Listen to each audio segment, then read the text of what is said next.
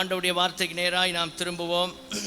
இந்த வருஷத்தின் வாக்குத்தத்தத்தை எல்லாரும் திருப்பிக் கொள்ள உங்களை அன்போடு கேட்டுக்கொள்கிறோம்.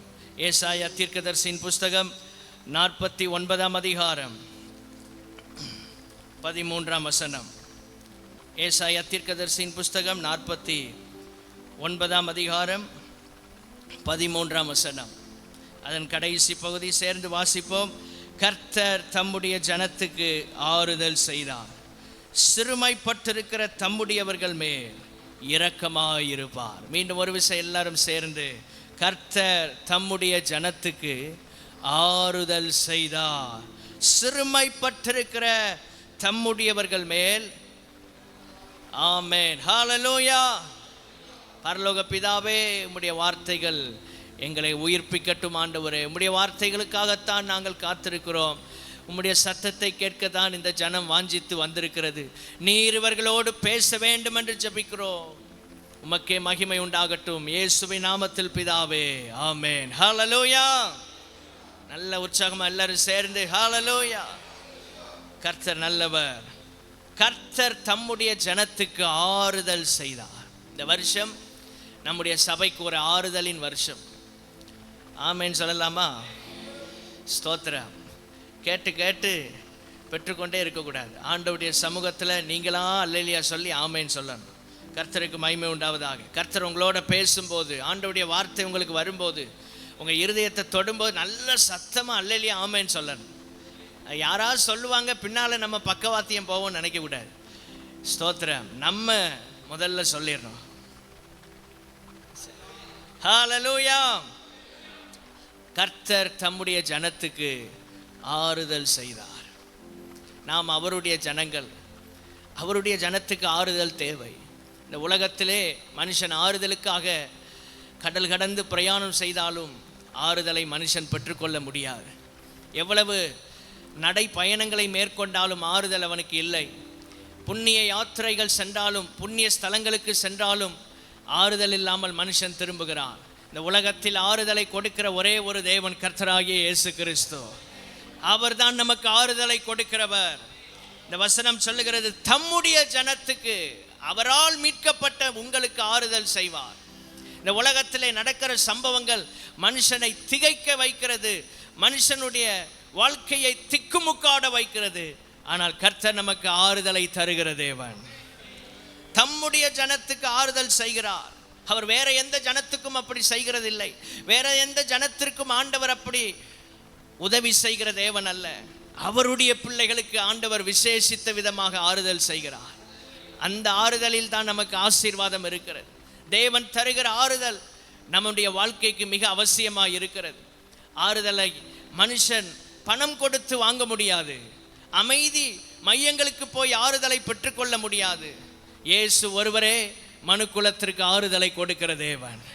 எப்படி இயேசு ஒருவர் ரட்சிப்பை கொடுக்க முடியுமோ, அந்த ரட்சிப்புக்குள் இருக்கிற ஆறுதலையும் இயேசு நமக்கு கொடுக்கிறார். தம்முடைய ஜனம். இந்த வருஷத்தில் உங்கள் எல்லாருக்கும், உங்கள் குடும்பத்திற்கு கர்த்தர் ஆறுதல் அளிக்கிற தேவனாய் இருப்பார். கடந்து வந்த பாதைகள் மிக கடினங்கள், நொறுக்கப்பட்டு போனோம், நிந்தைகளை சுமந்தோம். ஆனால் இந்த வருஷம் ஆண்டவர் தம்முடைய ஜனத்துக்கு ஆறுதலை அளிக்கிற ஒரு ஆண்டாய் இருப்பதாக. எல்லாரும் கரங்களை அசைச்சு ஒரு அல்லேலூயா சொல்லலாமா?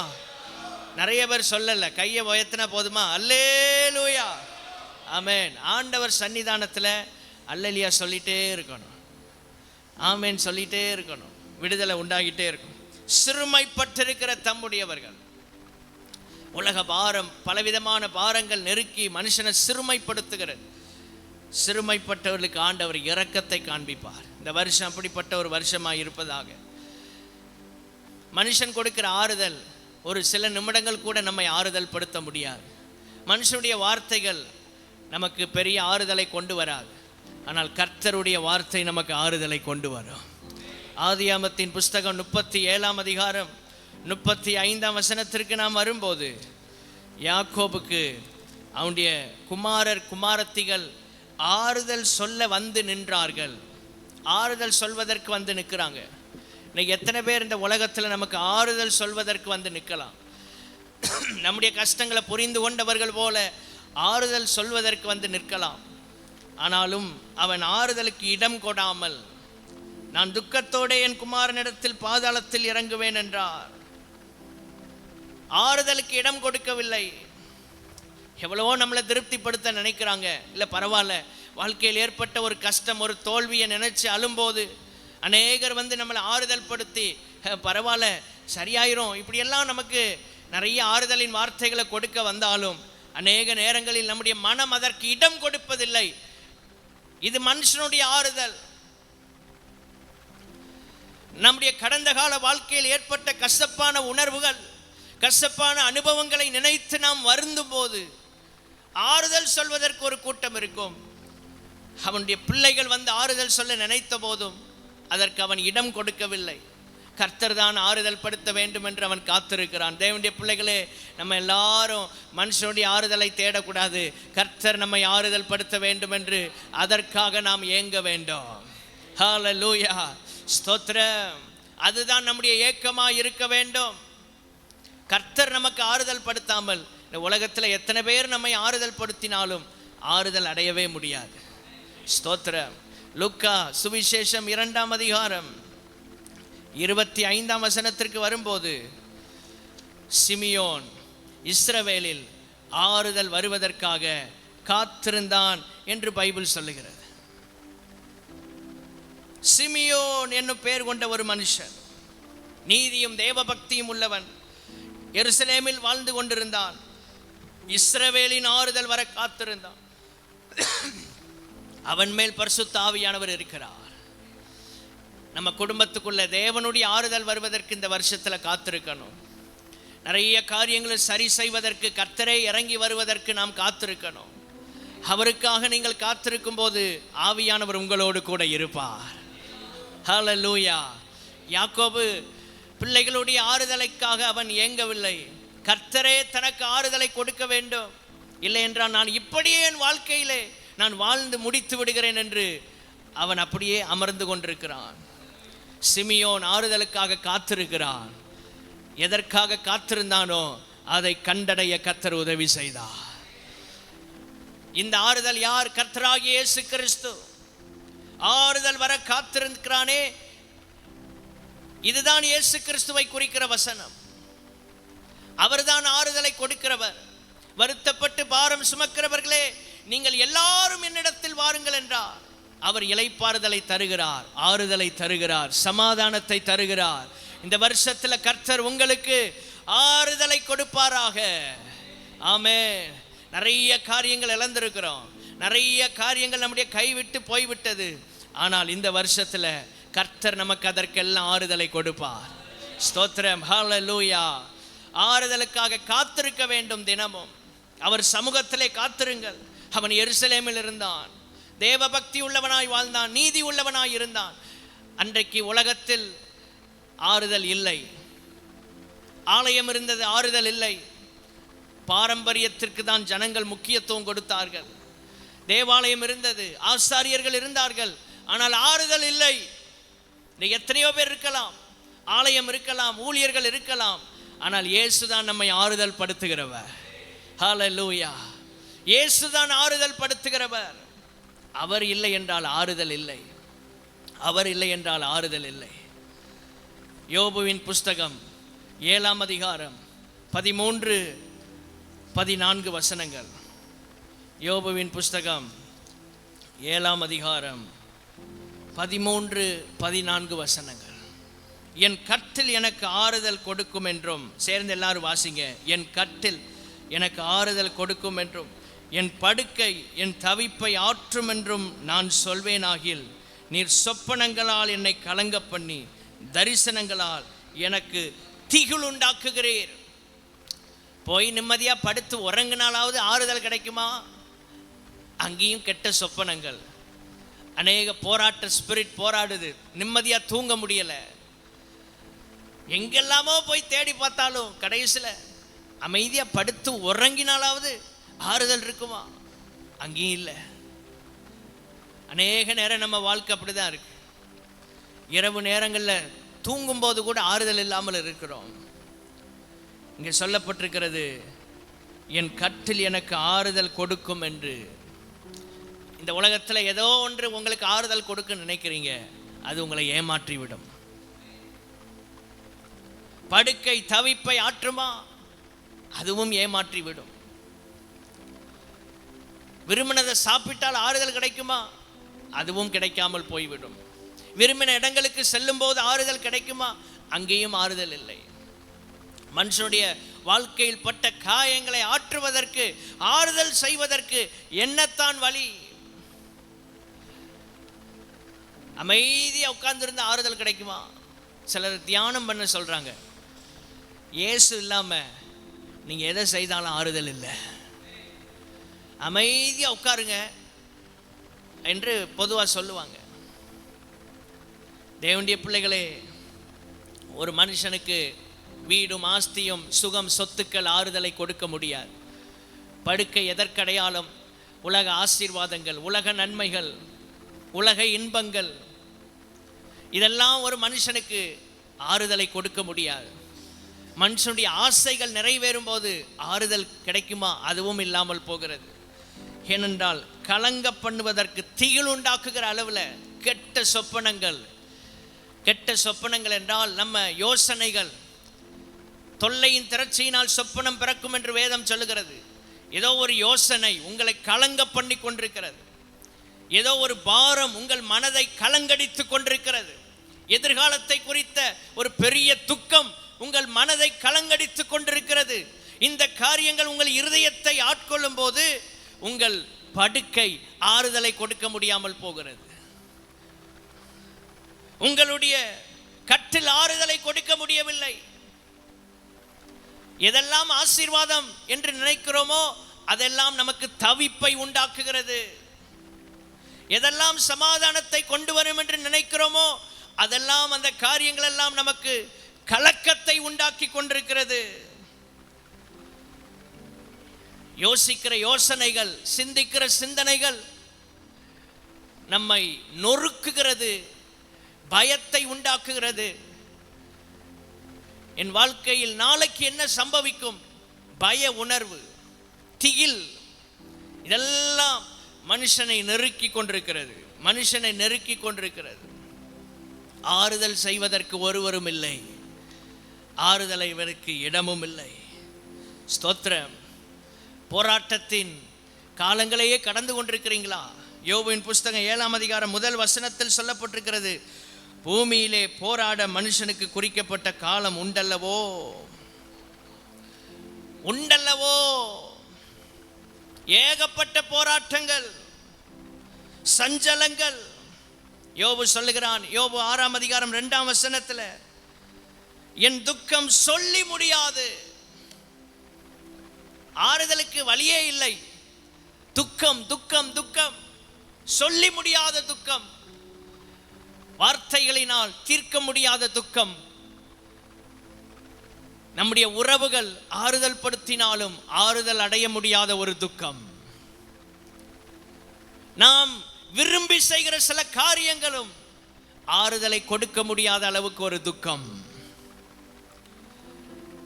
மனுஷன் விருப்பத்தோட எப்போ படுக்கலாம், காலையிலிருந்து ராத்திரி வரைக்கும் உழைத்து களைப்போடு போய் நித்திரைக்கு செல்லுகிறான். ஆனால் அந்த கட்டிலும் அவனுக்கு ஆறுதலை கொடுக்கவில்லை. எதெல்லாம் மனுஷனை ஆறுதல் படுத்தும் என்று காத்திருக்கிறானோ அவைகளெல்லாம் மனுஷனை சஞ்சலப்படுத்துகிறது. இந்த காலை நேரத்தில் அப்படிப்பட்ட அனுபவத்துக்குள்ள நிற்கிறீங்களா? ஆறுதலுக்கு வழியே இல்லை ஆண்டவரே, என் சஞ்சலம் நிறுக்கப்பட்டு என் நிர்பந்தம் எல்லாம் தராசிலே வைக்கப்பட்டால் நலமாயிருக்கும். யோபு 6:2. அது கடற்கரை மணலை பார்க்கிலும் பாரமாய் இருக்குமா? கடற்கரை மணலை பார்க்கிலும் அதிகம், அதை விட அதிகமான வெயிட் உள்ளது எது? சஞ்சலம், வருத்தம், துக்கம். நம்முடைய வாழ்க்கையில் வந்த பாடுகள், இதுவரை நாம் சந்தித்த சவால்கள் நம்மை விசனப்படுத்தி துக்கப்படுத்தி நம்முடைய ஆள் மனதிலே சொல்லி முடியாத ஒரு துக்கத்தை கொண்டு வந்திருக்கிறது. ஆண்டவரே, நான் நடந்த வழிகள் தவறா, அல்லது நீர் நடத்திய பாதைகளை நான் சரியாய் புரிந்து கொள்ளவில்லையா? ஏன் ஆண்டவரே இவ்வளவு துக்கம்? ஏன் ஆண்டவரே இவ்வளவு சஞ்சலம்? இப்படி எல்லாம் மனுஷன் யோசிக்கும் போது இரவு தூங்க சென்றால் எப்பொழுது விடியும் என்று காத்திருக்கிறான். விடிந்தால் எப்பொழுது இரவு வரும் என்று மனுஷன் காத்திருக்கிறான். துக்கத்தின் மிகுதியிலே மனுஷன் வாழ்கிறான். சஞ்சலத்தின் மிகுதியிலே மனுஷன் வாழ்கிறான். மிகுதியாய் மனுஷன் வருத்தப்படுகிறான். தேவனுடைய பிள்ளைகளே, வருத்தத்தோடு தானே இந்த வருஷத்திலே வந்து நிற்கிறீர்கள். புது வருஷத்தை கண்டபோதும் வருத்தம் தீரவில்லையே, போராட்டங்கள் மாறவில்லையே, அதே பிரச்சனைகள் தொடர்கிறதே. ஆண்டவரே, இந்த வருஷத்தின் வாக்குத்தத்தம் எங்களில் நிறைவேறுவதாக. வலது கரத்தை உயர்த்தி எல்லாரும் கேளுங்க. இந்த வருஷத்தின் வாக்குத்தத்தம் என்னில் நிறைவேறட்டும், என் குடும்பத்தில் நிறைவேறட்டும், என் சபையில் நிறைவேறட்டும். ஆண்டவரே, ஆறுதலை செய்தார் அப்படின்னா ஆண்டவர் செய்வார். இனி செய்ய போறதுக்கு ஒன்றும் இல்லை, செய்தார். ஆமென், ஹல்லேலூயா. ஆதியாகமத்தின் புஸ்தகம் 24ஆம் அதிகாரம் 67ஆம் வசனம். 24, 67 சேர்ந்து எல்லாரும் வாசிப்போம். அதன் கடைசி பகுதி. ஈசாக்கு தன் தாய்க்காக கொண்டிருந்த துக்கம் நீங்கி ஆறுதல் அடைந்தான்.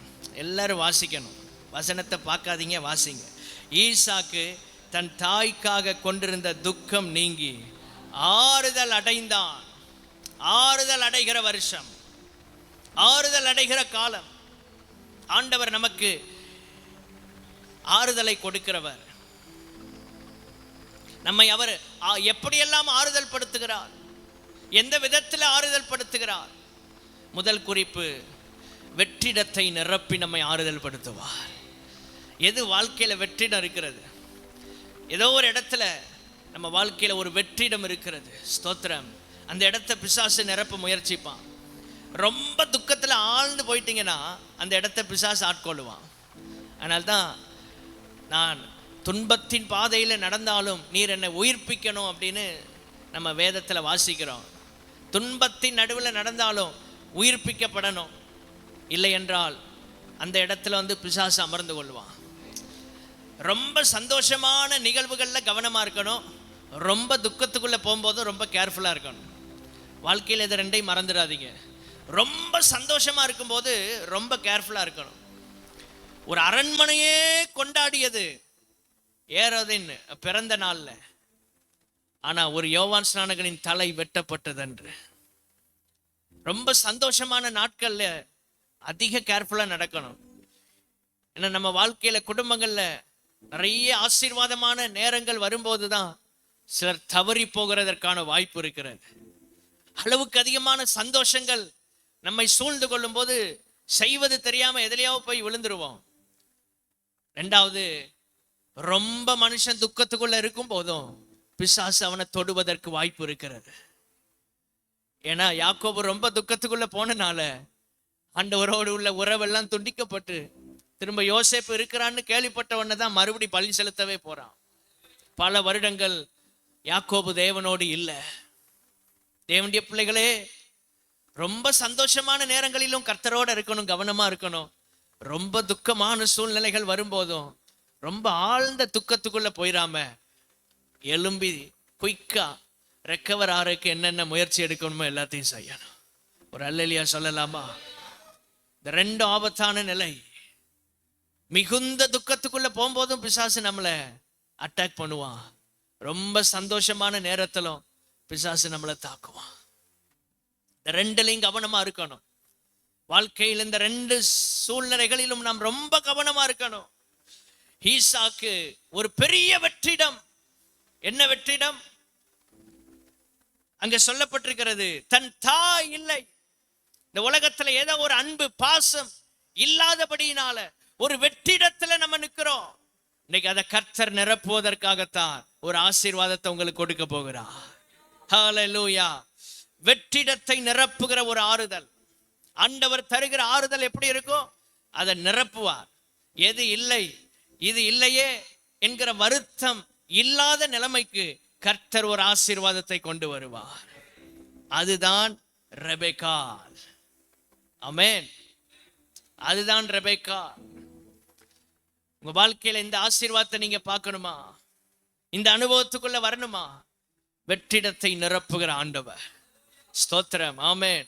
உங்க வாழ்க்கையில எந்த இடங்கள்ல சாத்தான் சில காரியங்களை சூறையாடி, சில விஷயங்களை வேட்டையாடி, சிங்கத்தை போல நிறைய நன்மைகளை எடுத்துட்டான், வெற்றிடத்தை உண்டாக்கி இருக்கிறான். இன்றைக்கு அதெல்லாம் திரும்ப நிரப்பப்படுவதற்கு கர்த்தர் உங்களுக்கு அற்புதங்களை செய்வார். ஒரு அல்லேலூயா சொல்லலாமா? அதே இடத்துல ஆறுதலை கொடுக்கிறார். சாராளுடைய கூடாரத்திலேயே ஆறுதல். எந்த சூழ்நிலை, எந்த காரியம் உங்களை பாரப்படுத்தி இருக்கிறது, எந்த நிலையில வருத்தப்பட்டு நிக்கிறீங்க, அதே நிலையில கர்த்தர் உங்களுக்கு ஒரு ஆறுதலை கொடுப்பார். ஹல்லேலூயா. அதுதான் இந்த வருஷம், ஆறுதலின் வருஷம். வெற்றிடத்தை நிரப்புகிற ஆறுதல். சில ஆசீர்வாதங்கள் இல்லாதபடியினால தவிக்கிறீர்கள், ஏங்கி கொண்டிருக்கிறீங்க. இந்த வருஷம் கர்த்தர் அதையெல்லாம் நிரப்புவார். நம்முடைய ஆண்டவர் நிரப்புகிறவர், சம்பூர்ணமாய் நிரப்புகிறவர். ஹல்லேலூயா. 12 கூட நிறைய நிரப்புனார். வெற்றிடமே இல்லை, காலி இடமே இல்லை, ஃபுல்லா நிரப்புறார். உங்க வாழ்க்கையில் அப்படிப்பட்ட ஆறுதலை கொடுப்பார். ஆமென், ஸ்தோத்திரம். 1% கூட வெற்றிடம் இல்லாத அளவுல ஆவியானவர் ஃபுல்லா நிரப்புவாராக. நம்ம பாத்திரத்தை நிரப்பணும். ஆமென். ஆவியானவர் நம்மளை நிரப்பணும், வெற்றிடத்தை நிரப்பணும். பரிசுத்த ஆவியானவர் வரும்போது வெற்றிடமே இல்லை. ஆதி அப்போஸ்தலர்கள் காத்திருந்த போது அவர்கள் உலகமெங்கும் போய் சுவிசேஷத்தை அறிவிப்பதற்கு நிரப்பினார், பாத்திரங்களை நிரப்பினாரு. காலியாவே இல்லை, எல்லாத்தையும் கர்த்தர் நிரப்பிட்டாரு. எபேசியர்ல வாசிக்கிறோம், பிசாசுக்கு இடம் கொடாமலும் இருங்கள். கேப் இருந்தா உள்ள பிசாசு வருவான். கேப்பே இல்லாத அளவுக்கு ஆண்டவர் சில நன்மைகளினால் நிரப்புவாராக. அநேக நேரம் ஆறுதல் அடைவதற்கு இடம் கொடாம இருக்கும்போது பிசாசு வந்து நம்மளை பயன்படுத்த ஆரம்பிப்பான். பிசாசு வந்து தேவனை குறித்த தவறான புரிதலை உண்டாக்குவான். நீ ஏசு ஏசுன்னு போனாயே, சபை சபை என்று போனாயே, உனக்கு என்ன ஆசீர்வாதம் கிடைத்தது? இப்படி எல்லாம் பிசாசு அந்த இடத்தை வந்து நிரப்பிட்டு இருப்பான். நாளடைவில் இந்த சத்தத்தை கேட்டு கேட்டு கொஞ்சம் கொஞ்சமா ஜெபத்தை விட்டு, ஆராதனையை விட்டு, சபையை விட்டு, கடைசியில மொத்தமா ஆண்டவரை விட்டு விலகிடுவோம். ஒரே நாள்ல ஒரு மனுஷன் பின்மாற்றம் அடைவதில்லை. கொஞ்சம் கொஞ்சமா தான் அந்த ப்ராசஸ் நடக்கும். முதல்ல ஜெபத்துக்கு வர்றது கொஞ்சம் அப்படி தடைப்படும். ஞாயிற்றுக்கிழமை ஆராதனைக்கு வருவது கொஞ்சம் அப்படியே தடையாயிட்டு இருக்கும். அப்படி கொஞ்சம் கொஞ்சமா தடையாகி மொத்தமா பிசாசு என்ன செய்வான்னா ஒரு மனுஷனை கீழே தள்ளிடுவான். இன்னைக்கு துக்கம் நீங்கத்தக்கதாக வெற்றிடத்தை நிரப்பி கர்த்தர் ஒரு ஆறுதலை உங்களுக்கு கொடுக்க போறார். வலது கரத்தை உயர்த்தி அல்லேலியா சொல்லலாமா? 2வதாக சங்கீத புஸ்தகம் 119 சங்கீதம் 50வது வசனம். அதுவே என் சிறுமையில் எனக்கு ஆறுதல். எதுவே? வசனம். 49 வசனத்தை பாருங்க. நீர் என்னை நம்ப பண்ணின வசனத்தை உம்முடைய அடியேனுக்காக நினைத்தரணும். நம்ப பண்ணின வசனம். ஒரு வசனம் கிடைக்கிறது, அதை நம்புகிறோம், விசுவாசித்து தான் அந்த வசனத்தை நம்பி வாழ்கிறோம். இன்னைக்கு நம்ம எப்படி இந்த இயேசுவை பின்பற்றுகிறோம்? அவருடைய வசனத்தை நம்பி அவரை பின்பற்றுகிறோம். ஹல்லேலூயா. இது மனுஷனுடைய வார்த்தை அல்ல. ஒவ்வொரு வசனங்களையும் நம்பிதானே இந்த சபையில வந்து கர்த்தரை ஆராதிக்கிறோம். ஒவ்வொரு வசனங்களையும் நம்ம நம்ப பண்ணுகிற தேவன் அவர். அந்த வசனம் நமக்கு சிறுமையில் ஆறுதல். தேவனுடைய வார்த்தையினால் உங்களுக்கு கிடைக்கிற ஆறுதல். இதான் 2வது அனுபவம். தேவனுடைய வார்த்தையில் உங்களுக்கு ஆறுதல் இருக்கிறது. சிறுமைப்பட்டிருக்கிற உங்களுக்கு, நொறுக்கப்பட்ட உங்களுக்கு ஆறுதல் கர்த்தருடைய வசனத்தில் இருக்கிறது.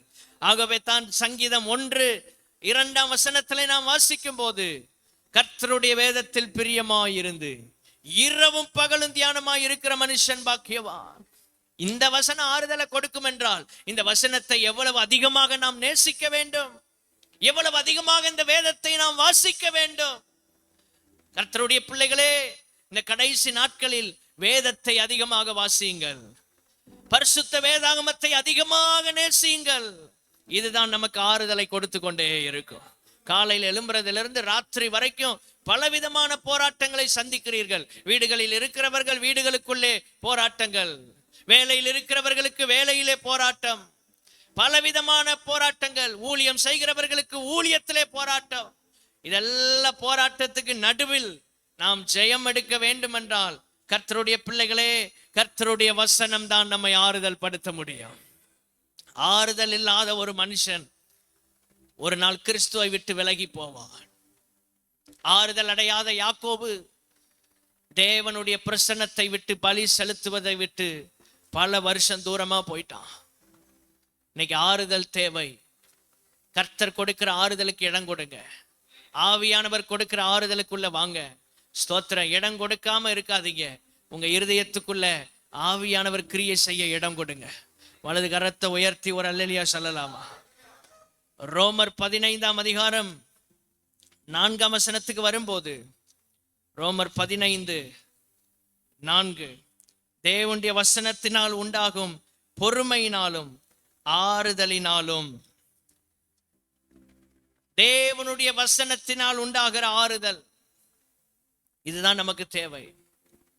ஆண்டவருடைய வார்த்தை நமக்கு ஆறுதலை கொடுக்கிறது. ஆண்டவருடைய வார்த்தை தான் நமக்கு உயிர் மீட்சியை கொடுக்கிறது. இந்த வசனத்தை எவ்வளவு தியானிக்க முடியுமோ அவ்வளவு தியானம் பண்ணுங்கள். அதுதான் நமக்கு வெற்றியை கொண்டு வருகிறது. ஒரு கிறிஸ்தவன் வாழ்க்கையில வெற்றி அடைவதற்கு வசனத்தோடு இணைய வேண்டும். கர்த்தருடைய வார்த்தையில் இருக்கிற ஆறுதலை அவன் பெற்றுக்கொள்ள வேண்டும். ஸ்தோத்திரம். அநேக நேரங்களிலே நாம் வருத்தப்பட்டு, சஞ்சலப்பட்டு, நொறுக்கப்பட்டு, பலவிதமான நெருக்கடிகளுக்குள்ள செல்லும் போது, ஆறுதல் அற்றவர்களாய் அழையும் போது, இந்த வசனம் தான் நமக்கு ஆறுதலை கொடுக்கிறது. சத்தமா ஒரு அல்லேலூயா சொல்லலாமா? இந்த வசனத்தை அதிகமா நேசிங்க. 3வது ஆதியாமத்தின் புஸ்தகம் 46ஆம் அதிகாரம் 29ஆம் வசனம். எல்லாரும் சேர்ந்து வாசிக்க அன்பாய் கேட்கிறேன். ஆதியாமம் 46:29. யோசேப்பு தன் ரதத்தை ஆயத்தப்படுத்தி அதன் மேல் ஏறி தன் தகப்பனாகி இஸ்ரவேலை சந்திக்கும்படி போய் அவனை கண்டு அவனுடைய கழுத்தை கட்டி கொண்டு வெகு நேரம் அவன் கழுத்தை விடாமல் அழுதான். அப்பொழுது இஸ்ரவேல் யோசேப்பை பார்த்து, நீ இன்னும் உயிரோடு இருக்கிறாயே, நான் உன் முகத்தை கண்டேன், எனக்கு இப்போது மரணம் வந்தாலும் வரட்டும் என்றார். 3வது கர்த்தர் நமக்கு தருகிற ஆறுதல் எப்படிப்பட்ட ஆறுதல் என்றால், ஏக்கங்கள் ஜெபங்களை நிறைவேற்றி தருகிற ஒரு ஆறுதல். ஏக்கங்களும் ஜெபங்களும் நிறைவேறும். ஏக்கங்கள் ஜெபங்கள் நிறைவேறும் போது ஆறுதல் உண்டாகிறது. ஒரு யாக்கோபின் ஏக்கம் என்ன, ஜெபம் என்ன?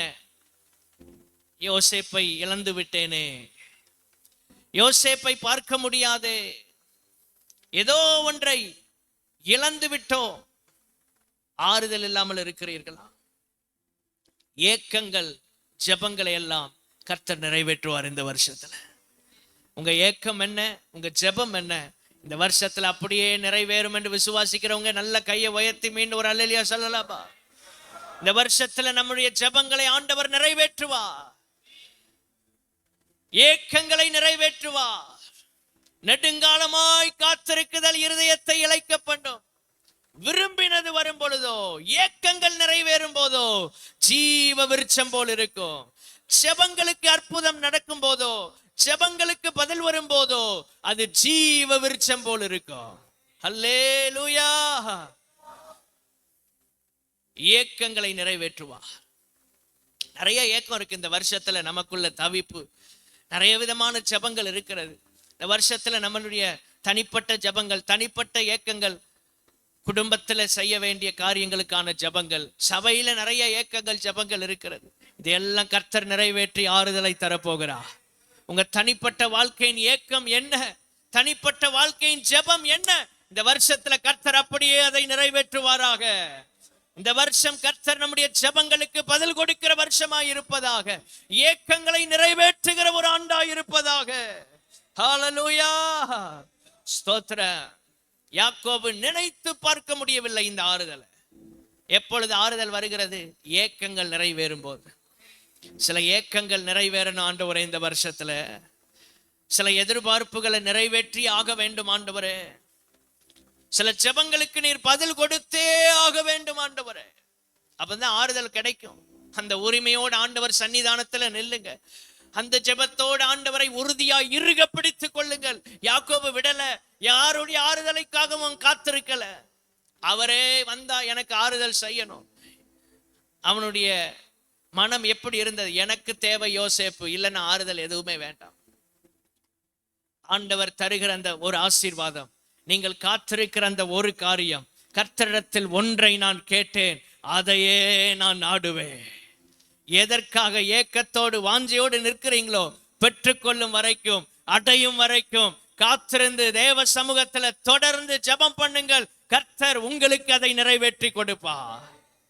நிறைவேறும் ஏக்கங்கள், நிறைவேறும் சில ஜெபங்கள் இந்த வருஷத்திலே கர்த்தர் நம்முடைய கைகளால் நம்முடைய வாழ்க்கையில் அதை வாய்க்க பண்ணுவாராக. கர்த்தருக்கு மகிமை உண்டாவதாக. ஏக்கங்களை அவர் பார்க்கிறார். நாம் அவருடைய பிள்ளைகள். ஒரு தகப்பன் பிள்ளையின் ஏக்கத்தை நிறைவேற்றுவது போல, பிள்ளையின் சில ஜெபங்களை நிறைவேற்றுவது போல, விருப்பங்களை நிறைவேற்றுவது போல, நம்முடைய ஆண்டவர் பரமபிதா நம்முடைய ஜெபங்களை ஆண்டவர் கேட்டு பதில் தருவார். பொல்லாத தகப்பன் நல்ல ஈவுகளை கொடுக்கும் போது நம்முடைய பரமபிதா அதிலும் மேலானதை நமக்கு கொடுப்பார் என்று வேதம் சொல்லுகிறது. ஹல்லேலூயா. அவர்தான் நல்ல தகப்பன், அவர்தான் பரம தகப்பன். அவருக்கு தெரியும் நம்முடைய வாழ்க்கையில என்ன தேவை என்பதை. அவர் சரியான நேரத்தில் நமக்கு சரியான போது அவர் கொடுக்கிற தேவனாயிருக்கிறார். ஆமென், ஹல்லேலூயா. ஒருவேளை நம்முடைய வாழ்க்கையில் அது இல்லையே என்று வருத்தப்படலாம். எது நமக்கு தேவையோ அதை சரியான நேரத்திலே நமக்கு கொடுத்து நம்முடைய ஏக்கங்களை நிறைவேற்றுவார். ஏக்கங்களை நிறைவேற்றுகிற தேவன் நம்முடைய ஆண்டவர். யாக்கோபுக்கெல்லாம் நிறைவேறும் என்கிற ஒரு நம்பிக்கை 1% கூட இல்லை. அப்படிப்பட்ட ஏக்கங்கள் இருக்கிறதா? இது நடக்கும் என்று 1% கூட எதிர்பார்க்காம இருக்கலாம். ஆனா உள்ளத்துக்குள்ள ஒரு தவிப்பு, ஒரு ஏக்கம் இருந்து கொண்டே இருக்கு. சில ஜெபங்களுக்கு பதில் கிடைப்பதற்கே வாய்ப்பில்லை என்று நினைத்து கொண்டிருக்கிறீர்கள். அதற்கெல்லாம் கர்த்தர் இந்த வருஷத்துல பதில கொடுக்க போறார். அதற்கெல்லாம் இந்த வருஷத்துல ஆண்டவர் பதில கொடுக்க போறார்.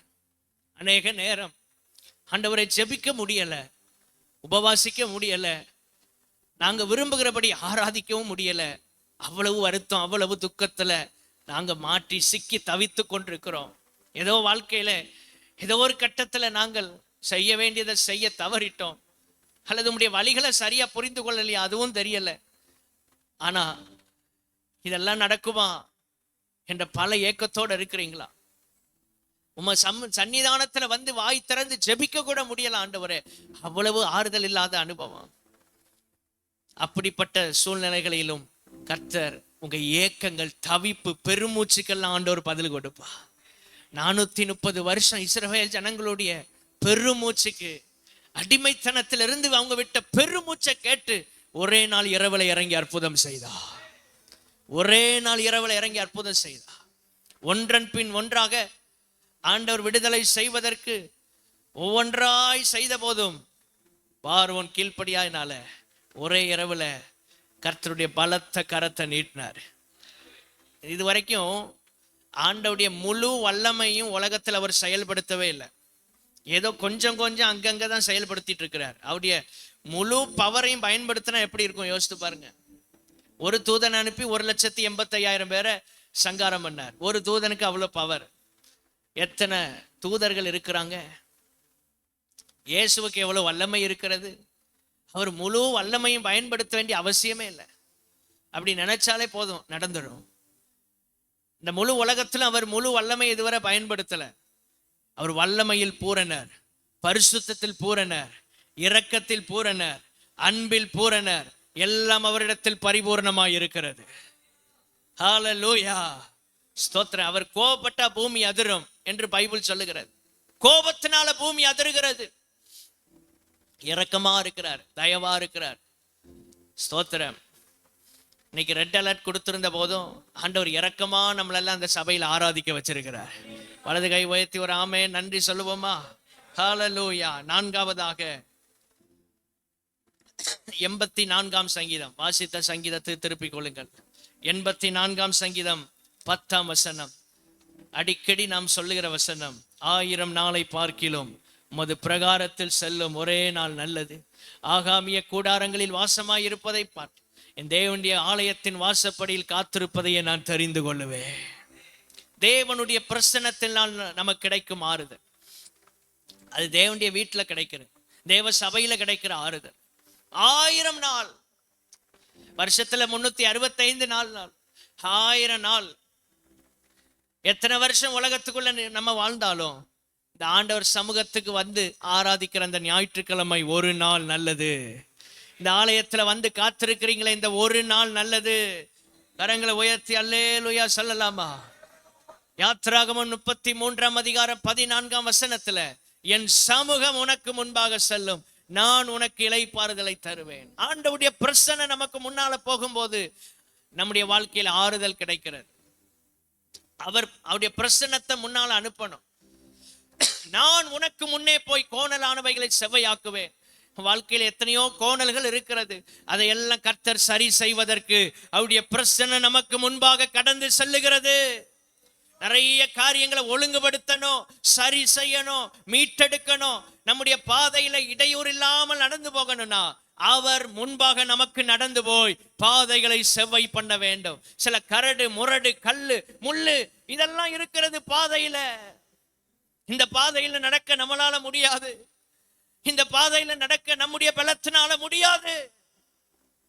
அதுக்கு தான் தேவனுடைய பலன் தேவை. அதற்கு தான் தேவனுடைய ஆறுதல் தேவை.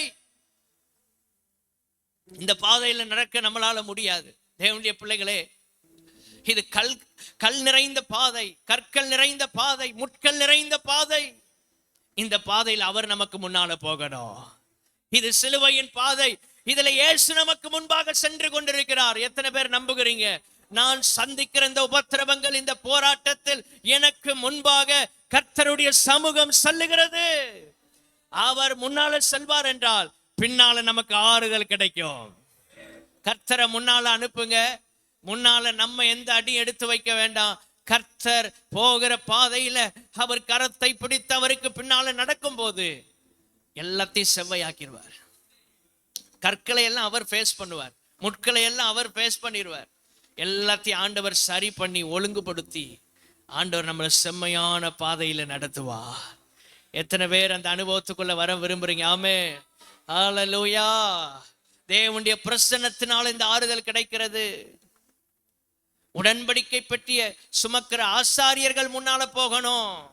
அப்பந்தான் யோர்தான் 2ஆக பிளக்கும். அவர்கள் கால்கள் யோர்தான்ல படணும். உடன்படிக்கை பற்றி தேவனுடைய பிரசன்னத்துக்கு அடையாளம், இயேசுவுக்கு அடையாளம். அவர் முன்னால போகும்போதுதான் பாதைகள் திறக்கப்படுகிறது, வழி உண்டாகும். எத்தனையோ தடைகள், சில காரியங்கள் இன்னும் நடக்காம இருக்கிறது. உங்க குடும்பத்துல சில ஆசீர்வாதங்களை இன்னும் போராடி பெற்றுக்கொள்ளாமல் இருக்கிறீங்க. ஏதோ ஒரு நன்மை அடைய முடியல, ஒரு சுகத்தை பெற்றுக்கொள்ள முடியல. இன்றைக்கு யோர்தான் போன்ற தடைகளை கர்த்தரே உங்கள் வாழ்க்கையை விட்டு விலக்குவதற்கு அவருடைய பிரசன்னம் உங்களுக்கு முன்னால செல்லுகிறது. நல்ல சத்தமா அல்லேலூயா சொல்லலாமா? அவர் உங்களுக்கு முன்பாக நடந்து போய் கோணலானவைகளை செவ்வையாக்குவார். கரடு முரடானதை எல்லாம் சரி பண்ணிடுவார். அதான் அவர் முன்னால போனோம். அவரை முன்னால அனுப்பிடுங்க. நம்ம முன்னால போக வேண்டிய அவசியம் இல்லை. அவருக்கு பின்னால நடந்து போனாலே போதும். அந்த மெய்ப்பன் நம்மை சரியான பாதையில கொண்டு போவார். புல்லுள்ள இடங்களில கொண்டு போய் அமர்ந்த தண்ணீர் அண்டையில நம்மளை கொண்டு போய் விடுவார். 23ஆம் சங்கீதத்துல நம்ம வாசிக்கிறோம், ஆத்துமாவை தேற்றுகிறவர் முன்னால போட்டோம், அவருக்கு வழி கொடுங்க. அவருடைய சித்தம் அது நிறைவேற ஒப்பு கொடுக்கிறது தான் அவரை முன்னால அனுப்புகிற அனுபவம். ஆண்டவரே, நீர் முன்பாக செல்லும். அப்படி என்றால் என்ன? உம்முடைய சித்தம் நிறைவேறட்டும், உம்முடைய சித்தம் நிறைவேறட்டும். நாங்கள் அந்த பாதையில பின்பாக நடந்து வருகிறோம். அவர் போனாலே போதும். அவர் முன்னால நடக்கணும். இந்த வருஷத்துல நம்ம குடும்பத்துக்கு முன்னால் அவர் நடக்கணும். எல்லா தீய சக்திகளும் அகன்று போகும், அந்தகார கிரியைகள் உடையும், நம்ம குடும்பங்களை நாசப்படுத்த நினைக்கிற ஆவிகள் எல்லாம் கட்டப்படும். ஆமென். கர்த்தர் முன்னால நடந்தார்னா உங்களுடைய குடும்பம் ஆசீர்வாதமாய் இருக்கும். ஆமென். ஜெய கிறிஸ்து முன் செல்வார், பாதைகள் எல்லாம் சரி பண்ணிடுவார். அவருக்கு எந்த தடையும் இல்லை. யோர்தான் அவருக்கு தடையா இருக்க முடியாது. ஆண்டவருடைய பிரசன்னத்தை சுமக்கிற ஆசாரிகளுடைய பாதங்கள் பட்ட போது யோர்தான் 2ஆக பிளந்தது. நீங்க ஆண்டவர் பிரசன்னத்தை சுமக்கிற ஒரு நபரா இருந்தீங்கன்னா எவ்வளவு பெரிய போராட்டங்களை நீங்க எளிதா ஜெயிக்க முடியும். புரண்டு ஓடுகிற யோர்தான், ஸ்தோத்திரம், புரண்டு ஓடுகிற யோர்தான் யாரும் தடுக்க முடியாது. கரை புரண்டு ஓடிட்டு இருக்கு. ஆனா அதுலயும் வழி நடந்து போகணும். கர்த்தர் உங்களுக்கு முன்னால போகணும். கடைசி நாட்கள் ஆண்டவருடைய பிரசன்னத்துக்கு உங்க வாழ்க்கையில முதலிடம் கொடுங்க. ஆண்டவருடைய பிரசன்னத்துல காத்திருப்பதை தெரிந்து கொள்ளுங்க. 1000 நாளை விட, உலகத்துல போய் சந்தோஷமா வாழ்றதை விட, உலக நண்பர்களோட இன்பமா இருக்கிறத விட, அவர் பிரசன்னத்துல இந்த சபையில உட்கார்ந்து இருக்கிற சில மணி நேரங்கள் நமக்கு ஆறுதலை கொடுக்கும். சில மணி நேரங்கள் நமக்கு ஆசீர்வாதத்தை கொண்டு வரும். நம்பினா கரங்களை உயர்த்தி அல்லேலூயா சொல்லலாமா? இதைத்தான் நீங்க வாஞ்சிக்கணும். இந்த வருஷத்துல வேறொரு எதிர்பார்ப்போட இருக்கக்கூடாது. இந்த வருஷத்துல என்ன கிடைக்கும் என்று இல்லை, இந்த வருஷத்துல கர்த்தர் எனக்கு ஆறுதலை கொடுக்கணும். வலது கையை உயர்த்தி ஆமென் எல்லாரும் கேளுங்க. ஆண்டவரே, இந்த வருஷத்துல நீர் எனக்கு முன்பாக செல்லணும். உங்க பிரச்சனை எனக்கு முன்னால செல்லணும். நீர் எனக்கு ஆறுதலை கொடுக்கணும். நல்லா சொல்லுங்க hallelujah. A major hallelujah, praise the Lord hallelujah. அந்த ஒரு பல்லவி எல்லாரும் சேர்ந்து பாட போகிறோம். உங்க வாழ்க்கையில இருக்கிற எல்லா தடைகளும் விலக போகிறது. எல்லா போராட்டங்கள், குடும்பங்கள்ல இருக்கிற போராட்டங்கள் விலகும். கர்த்தருடைய பிரசன்னம் முன்னால செல்லட்டும். வலது கை உயர்த்தி பி மேஜர் கொடுங்க. ஹல்லேலூயா. ஜெய கிறிஸ்து முன் செல்கிறார், ஜெயமாக நடத்திடுவார். ஜெய கிறிஸ்து முன் செல்கிறார், ஜெயமாக நடத்திடுவார். ஜெய கீதங்கள் நாம் எல்லாரும் கரங்களை தட்டி ஏற்றிடுவோம். ஜெயம் அல்லேலூயா, அவர் நாமத்திற்கே ஜெயம் அல்லேலூயா. கரங்களை தட்டி ஜெய கிறிஸ்து முன் செல்கிறார், ஜெயமாக நடத்திடுவார். ஜெய கிறிஸ்து சபையாக ஜெய கீதங்கள் பாடி ஜெய கொடியும் ஏற்றிடுவோம். ஜெயம் அல்லேலூயா, ஜெயம் அல்லேலூயா. சேனையதி வண்ணம் கர்த்தருக்கு செலுத்துவோம் கனம் மகிமையுமே. சேனையதி வண்ணம் கர்த்தருக்கு செலுத்துவோம் கனமும் மகிமையும். அற்புதமே அற்புதமே தம் அன்பமக்கு, அதை அறிந்தே ஆக மகிழ்வோம். அதை அறிந்தே ஆக மகிழ்வோம். ஜெய கிறிஸ்து முன் செல்கிறார், ஆமென்.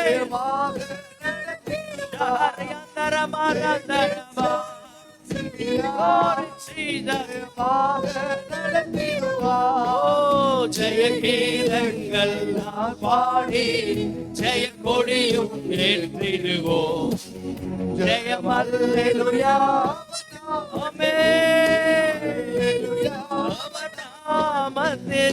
நல்ல கரம் தட்டி இயேசுவுக்கு மகிமை. இந்த வருஷத்தில் எங்களுக்கு முன் செல்லும் ஆண்டவரே, முன் செல்லும் ஆண்டவரே. உங்க பிரசன்னம் எங்களுக்கு முன்பாக செல்லாவிட்டால் மோசே என்று ஜெபித்தது போல இந்த இடத்தை விட்டு எங்களை கொண்டு போகாதிரும் ஆண்டவரே.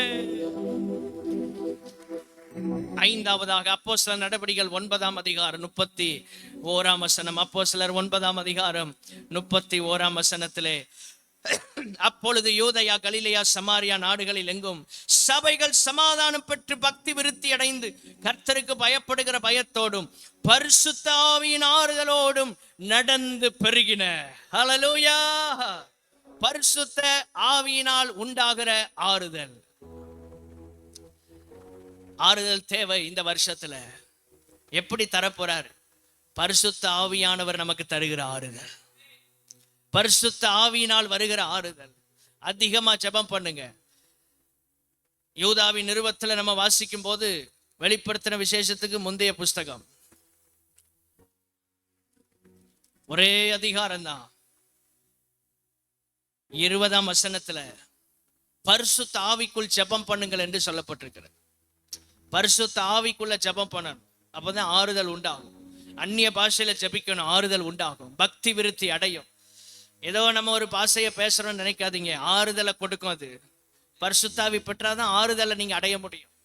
ஆவியானவரை இதுவரை பரிசுத்தாவின் அபிஷேகத்தை அந்நிய பாஷை அடையாளத்தோடு பெற்றுக்கொள்ளலைன்னா நீங்க அந்த ஆறுதல் இல்லாமத்தான் வாழ்வீங்க, காயப்பட்டவர்களாகத்தான் நிற்பீங்க. காயம் கட்டுகிறது பரிசுத்த ஆவியானவர். அந்த சமாரியன் வந்து அவன் திராட்சரசமும் எண்ணெயும் வார்த்து காயங்களை கட்டுகிறான். திராட்சரசம் இயேசுவின் இரத்தத்துக்கு அடையாளம். எண்ணெய் பரிசுத்த ஆவியானவருக்கு அடையாளம். இயேசுவின் இரத்தமும் தேவை, அது ரட்சிப்பின் அனுபவம். அடுத்த நிலை பரிசுத்த ஆவியானவருடைய அபிஷேகம். அந்த எண்ணெய் தேவைப்படுகிறது. இயேசுவின் இரத்தத்தை மாத்திரம் நீங்க விசுவாசி ரட்சிப்பின் அனுபவத்திலே வாழ்கிறவர்களா இராமல், அடுத்த அனுபவம் பரிசுத்த ஆவியின் அபிஷேகம். இந்த வருஷத்துல அபிஷேகம் பெறாதவர்கள் அபிஷேகத்தை பெற்றுக்கொள்ளணும். அதை வாஞ்சியுங்க, எதிர்பாருங்கள், ஜெபம் பண்ணுங்கள். இந்த ஆவியானவர் தான் ஆறுதலை கொடுக்கிறார். சபை இந்த ஆறுதலோட நடக்கணும். அப்ப பரிசுத்த ஆவி எல்லாரும் பெறும்போது சபையில ஒரு ஆறுதல் உண்டாகிறது. சபை ஆறுதலோடு நடந்து பெருகும். நடப்பது மாத்திரம் இல்ல, கூட்டங்கள் ஜெபங்கள் நடக்கும், பெருகிட்டே இருக்கும், பெருகிட்டே இருக்கும். சபை பெருகிக் கொண்டே இருக்கும். ஆவியானவருடைய ஆறுதலினால் ஒரு பெருக்கமும் வருகிறது. இந்த ஆறுதலை கர்த்தர் நமக்கு கொடுப்பாராக. பரிசுத்த ஆவியினால் உண்டாகும் ஆறுதல். நல்ல அந்நிய பாஷையில பல மணி நேரம் ஜெபம் பண்ணுங்க. சபை ஆராதனைகள் அந்நிய பாஷையில ஜெபம் பண்ணுங்க. நல்ல ஆவியில களி கூறணும். ஸ்தோத்திர ஆவிக்குள்ள பலன் அடையணும். இதான் நம்முடைய வாஞ்சை, எதிர்பார்ப்பு. ஆறாவதாக யோவான் எழுதின சுவிசேஷம் 11ஆம் அதிகாரம் 33, 34, 40 வசனத்தை 3 வசனங்களை சேர்ந்து எல்லாரும் வாசிக்க போகிறோம். யோவான் 11ஆம் அதிகாரம் 33, 34, 40. அவள் அழுகிறதையும் அவளோட கூட வந்த யூதர்கள் அழுகிறதையும் இயேசு கண்டபோது ஆவியிலே கலங்கி துயரமடைந்து இயேசு கண்ணீர் விட்டார். அவனை எங்கப்பா வைத்தீங்க? இயேசு கண்ணீர் விட்டார். 40ஆம் வசனத்துல இயேசு அவளை நோக்கினா மார்த்தாளை நோக்கி, நீ விசுவாசித்தால் தேவனுடைய மகிமையை காண்பா என்று நான் உனக்கு சொல்லவில்லையா என்றார். விசுவாசித்தால் தேவனுடைய மகிமையை பார்க்கலாம். 1 தெசலோனிக்கேயர் 3ஆம் அதிகாரம் 7வது வசனம். எல்லாரும் எடுத்துக்கொள்ளுங்கள். 1 தெசலோனிக்கேயர் 3ஆம் அதிகாரம் 7வது வசனம். சகோதரரே, எங்களுக்கு நேரிட்ட எல்லா இக்கட்டிலும் உபத்திரவத்திலும் உங்கள் விசுவாசத்தினாலே உங்களை குறித்து ஆறுதல் அடைந்தோம். விசுவாசத்தினாலே ஆறுதல் அடைகிறோம். விசுவாசத்தினாலே மரித்தவன் உயிரோடு எழும்புகிறான். அதுதான் ஆறுதல். ஒரு லாசரு மரித்து போய் 4 நாட்கள் ஆகிவிட்டது. அவனை உயிரோடு எழுப்புவோம் அப்படிங்கிற, கர்த்தர் எழுப்புவார் அப்படிங்கிற விசுவாசம் மார்த்தாளுக்கும் இல்லை, அவர் பாதத்திலேயே அமர்ந்திருந்த மரியாளுக்கும் இல்லை. எப்படி சில பிரச்சனைகள் வந்து உலக மனுஷனுக்கும் நமக்கும் வித்தியாசம் இல்லாமல் போய்விடுகிறது. மார்த்தாள் உலக மனுஷனுக்கு அடையாளம், மரியாள் கர்த்தருடைய பிள்ளைகளுக்கு அடையாளம். மார்த்தாள் பற்பல வேலை செய்கிறவள், உலக கவலை உள்ளவள். அவளுக்கு ஆறுதல் இல்லாதது போலவே கர்த்தருடைய பாதத்தில் அமர்ந்திருந்து அவருடைய வார்த்தையை கேட்ட மரியாளுக்கும் ஆறுதல் இல்லை. சில போராட்டங்கள் வித்தியாசம் இல்லாத அனுபவத்துக்குள்ள நம்மளை கொண்டு போகுது. எப்படி உலக மனுஷன் கஷ்டப்படுறானோ அப்படியே நம்மளும் கஷ்டப்படுறோம். எப்படி உலக மனுஷன் அந்த துக்கம் ஆழ்த்துகிறானோ நாமும் அப்படியே அந்த துக்கத்திலே ஆழ்த்தப்படுகிறோம். ஆனால் இயேசு எதற்காக வந்தார்? அவர்களை பார்த்து கண்ணீர் விட்டு அவங்க துக்கத்துல பங்கெடுத்து செல்லுகிறவராய் வரவில்லை. விசுவாசத்தினால உண்டாகும் ஆறுதலை கொடுக்க இயேசு வந்தார். எல்லாரும் ஆமென் சொல்லுங்க. விசுவாசத்தினால கிடைக்கும் ஆறுதல். நீங்க விசுவாசித்து பாருங்க, உங்க வாழ்க்கையில ஆறுதல் கிடைக்கும். ஆண்டவருடைய வார்த்தையை விசுவாசிங்க, இயேசுவின் மேல விசுவாசத்தை வைங்க. ஒரு பெரிய ஆறுதல் உங்களை சூழ்ந்து கொள்றதை நீங்க பார்க்க முடியும்.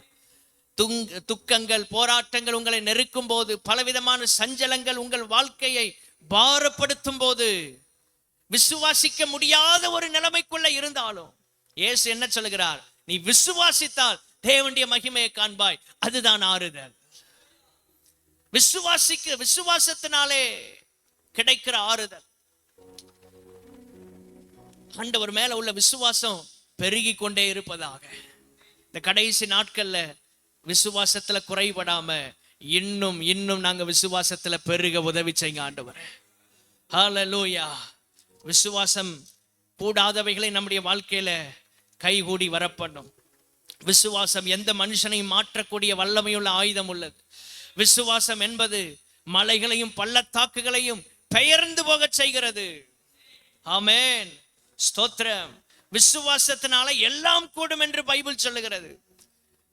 விசுவாசிக்கும் போது எந்த காரியத்தை குறித்த பதட்டமும் இருக்காது. விசுவாசிக்கிறவன் பதறான். விசுவாசத்தினால் வராத யாவும் பாவம் என்று பைபிள் சொல்லுகிறது. ஆண்டவருடைய வசனத்தை அதிகமா நம்புங்கள். அந்த விசுவாசத்தை உறுதியாக பற்றி கொள்ளுங்கள். நம்முடைய விசுவாசத்தின் நாயகர் கர்த்தராகிய இயேசு கிறிஸ்து, விசுவாசத்தை துவக்குகிறவரும் முடிக்கிறவருமாகிய இயேசு. எபிரேயர் 12ஆம் அதிகாரம் 1 வசனம். அவரை நோக்கி நமக்கு நியமித்த ஓட்டத்தில் பொறுமையோடு ஓடுவோமாக. அவர்தான் துவக்குகிறவர், முடிக்கிறவர். அந்த விசுவாசத்தின் அந்த இயேசுவை நாம் பின்பற்றும் போது ஆறுதல் அடைகிறோம்.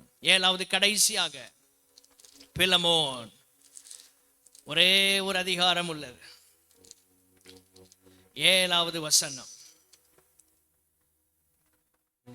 அப்போஸ்தலனாகிய பவுல் பிலமோனுக்கு எழுதின நிருபம் ஒரு தனி நபருக்காக எழுதப்பட்ட ஒரு நிருபம். இதுதான் ஒரு தனி மனுஷனுக்காகவும் எழுதப்பட்ட ஒரு கடிதம். இந்த வேதத்துல எப்படி முழு தேவ பிள்ளைகளுக்கும் உலகத்துக்கும் தேவையான சத்தியங்கள் இருக்கிறதோ, சபைக்கு முழு சபைக்கும் குடும்பத்துக்கும் தேவையான ஆசீர்வாதங்கள் சத்தியங்கள் இருக்கிறதோ, இயேசு கிறிஸ்து அது போல ஒவ்வொரு தனி மனுஷனோடைய அக்கறை உள்ளவராக பேசுகிறவர், ஒவ்வொரு தனி மனுஷனோட இடைபடுகிறவர். மொத்தமா உங்களுக்கு ஆண்டவர் இப்ப பேசிட்டு இருந்தாலும் உங்களோடு தனித்தனியா தான் பேசுறார். பிலமோனுக்கு எழுதின நிருபம் 7ஆம் வசனத்துல 2வது பகுதி. உம்முடைய அன்பினாலே மிகுந்த சந்தோஷமும் ஆறுதலும் அடைந்திருக்கிறோம். அன்பினால் வருகிற ஆறுதல். கடைசியா தேவனுடைய அன்பினால் நிரப்பப்படும் போது ஆறுதலை நாம் பெற்றுக் கொள்ளுகிறோம். இந்த உலகத்துக்குள்ள வரும்போது ஒன்றும் கொண்டு வரல. இந்த உலகத்தை விட்டு போகும்போது ஒன்றும் கொண்டு போக போறதில்லை. பார்க்கிறவர்களோடு, பழகிறவர்களோடு, நம்முடைய தேவ சபையில் உள்ள தேவ பிள்ளைகளோடு கடைசி மட்டும் அன்பிலே ஒருவருக்கு ஒருவர் ஊக்கமாய் இருக்க, அன்பினால் ஒருவரை ஒருவர் தாங்க, அன்பினால் வருகிற ஆறுதலை அனுபவிக்க கர்த்தர் நமக்கு உதவி செய்வாராக. அல்லேலூயா சொல்லலாமா? அன்பு சகலவற்றையும் தாங்கும். எவ்வளவு போராட்டம் வந்தாலும் தாங்கும், எவ்வளவு கஷ்டம் வந்தாலும் நிற்கும். அதுதான் பாசம். இந்த உலகத்துல அன்புக்கு இணையா வேற எதுவுமே சொல்லப்படலை. விசுவாசம், நம்பிக்கை, அன்பு இம்மூன்றும் நிலைத்திருக்கிறது. இவைகளில் எது பெரியது? அன்பே பெரியதுன்னு 1 கொரிந்தியர் 13ஆம் அதிகாரத்துல வாசிக்கிறோம். அன்பே பெரியது, பாதாளத்தை விட கொடியது, மரணத்தை விட வலிமை உள்ளது. இந்த அன்புக்கு அவ்வளவு சக்தி இருக்கிறது. அதனால தான் இந்த அன்பின் கயிறுனால இயேசு நம்மை கட்டி இழுத்திருக்கிறார். பாச கயிறுல தான் நம்மளை இழுத்திருக்கிறார். இந்த உலகத்துல ஒவ்வொருத்தன் மதத்தை பரப்புவதற்கு பணம் கொடுத்து மதத்துக்கு கொண்டு போறான், மிரட்டி அவன் தன்னுடைய மதத்துக்கு கொண்டு போறான். ஆனா இயேசு பணம் கொடுத்து வாங்கல, பாசம் நிறைந்த அவருடைய விலையேறப்பட்ட ரத்தத்தை சிந்தி நம்மை மீட்டெடுத்தா. பாசத்தினாலதான் நம்மளை மீட்டெடுத்திருக்கிறார். அந்த இடத்துல நம்ம உட்கார்ந்து இருக்கிறோம்னா இயேசுவின் அன்பின் அடிமைகள் நம்ம எல்லாரும். இயேசுவின் அன்புக்கு அடிமைப்பட்டு தான் அங்க உட்கார்ந்து இருக்கிறோம். அந்த பாசத்துக்கு நம்ம கட்டுப்பட்டு தான் இந்த இடத்துல உட்கார்ந்து இருக்கிறோம். வலது கையை உயர்த்தி, ஆண்டவரே அன்பினால வருகிற ஆறுதலை பெற்றுக்கொள்ள உதவி செய்யும். ஒருவருக்கு ஒருவர் அன்பா இருக்க, விட்டு கொடுக்க, ஆண்டவரை புரிந்து கொள்ள, கசப்புகளை எல்லாம் களைந்து இந்த கடைசி நாட்கள்ல, உம்முடைய வருகை சீக்கிரமா இருக்கிற இந்த நாட்கள்ல ஒருவருக்கு ஒருவர் அன்போடு வாழ, குடும்பத்தில் அன்போடு இருக்க, சபையில் அன்போடு இருக்க, தனிப்பட்ட வாழ்க்கையில உம்முடைய அன்பு எங்களில் பெருகி இருக்க கிருபை தாரும். அன்பில்லாதவன் தேவனை அறியான். தேவன் அன்பாகவே இருக்கிறார். அதுலயும் அவர் பூரணரா தான் இருக்கிறார். அதுலயும் பூரணர். அன்பின் தெய்வம் அவர். அன்பின் தெய்வம். எவ்வளவு 1000 நெருக்கடிகள், பிரச்சனைகள், போராட்டங்கள் சூறை காற்று போல நம்மை சுற்றி அடித்தாலும் கிறிஸ்துவின் அன்பு நமக்குள் இருக்கும் போது ஒருபோதும் நாம் பின்வாங்க முடியாது. அப்போஸ்தலனாகிய பவுல் அதான் சொல்லுகிறார், கிறிஸ்துவின் அன்பை விட்டு என்னை பிரிப்பவன் யார்? உங்க வாழ்க்கையில ஒரே ஒரு காரியத்தை மாத்திரம் கடைசி வரை நினைச்சுக்கிடுங்க. ரொம்ப முக்கியம் என்னன்னா கிறிஸ்துவின் அன்பு. அதான் ஆதி சபைக்கு, முதல் சபைக்கு ஆவியானவர் பேசும்போதே முதல் காரியம் ஆதியிலிருந்து அன்புன்னு தான் ஆரம்பிக்கிறார். மற்ற சபைகளுக்கெல்லாம் அடுத்துதான், அடுத்த குறைகள் எல்லாம் அடுத்து. அப்ப ஃபர்ஸ்ட் ஆண்டவர் எதுக்கு முக்கியத்துவம் கொடுக்கிறாருன்னா அன்புக்கு தான் முக்கியத்துவம் கொடுக்கிறாரு. வெளிப்படுத்தின விசேஷம் 2ஆம் அதிகாரத்தில் இருக்கு. எல்லாம் இருக்கலாம், தேவ பக்தி இருக்கலாம், நீதி இருக்கலாம், ஆவியில நிரம்பி ஜெபிக்கலாம். ஆனா அன்பு இல்லைன்னா கர்த்தர் நம்ம கூட இல்லை. தேவனுடைய பிள்ளைகளே, அன்பு என்று சொல்லும்போது உலகத்தோடு அவிசுவாசிகளோடு கலந்திருக்க நீங்க அப்படி நினைத்து விடக்கூடாது.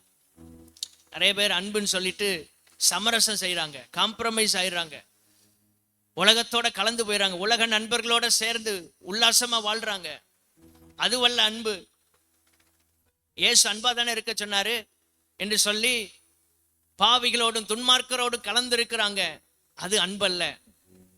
அந்த அன்பு, இயேசுவின் அன்பு எப்படிப்பட்ட, அவர் பாவிகளோடு கலந்திருக்கல, பாவிகளுக்கு ரட்சிப்பை கொடுத்த அன்பு.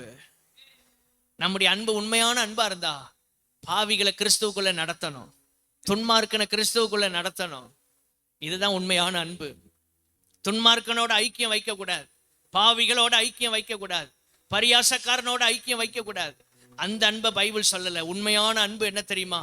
கிறிஸ்துவின் மேல் நாம் வைத்திருக்கிற அன்பு, தேவனுடைய பிள்ளைகள் மேல் ஒருவர் வைக்கிற அன்பு.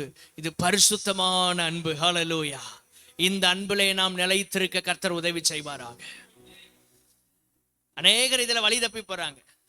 அன்புதனையா பிரதானம் என்று சொல்லி உலக சிநேகிதர்கள், உலக நண்பர்கள், பாவத்திலே வாழ்கிறவர்களோடு ஐக்கியப்பட்டுறாங்க. கேட்டா இயேசு அன்பா இருக்க சொன்னார். இயேசு அந்த அன்பை சொல்லல, அது உலகத்தின் அன்பு. உலகத்தின் அன்பு குறித்து பைபிள் என்ன சொல்லுகிறது? உலக சிநேகம் தேவனுக்கு விரோதமான பகை. உலகத்தின் சிநேகம் தேவனுக்கு விரோதமான பகை. அந்த சிநேகம் வேண்டாம். இயேசுவின் மேல அன்பு வரட்டும், அவருடைய பிள்ளைகள் மேல அன்பு. அந்த இயேசுவின் அன்பு நமக்குள்ள பூரணமா பெருக. எல்லாரும் எழுந்து நின்று